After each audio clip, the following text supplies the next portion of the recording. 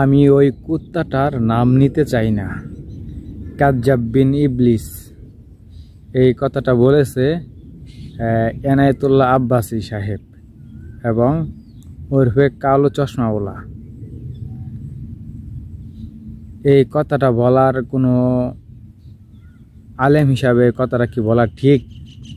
আপনারা বলেন যে আমি ওই কুত্তাটার নাম নিতে চাই না বা কাজ্জাব বিন ইবলিস এই কথাটা বলেছে এনায়েতুল্লাহ আব্বাসী সাহেব। এটা কোনো আলেমের ভাষা হতে পারে?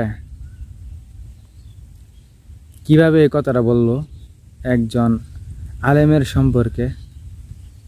শেখ আব্দুর রাজ্জাক বিন ইউসুফ হাফিজাহুল্লাহর যে যোগ্যতা, বা তিনি কিন্তু মানুষের কোনো সময় সমালোচনা করে না। কিভাবে এই কথা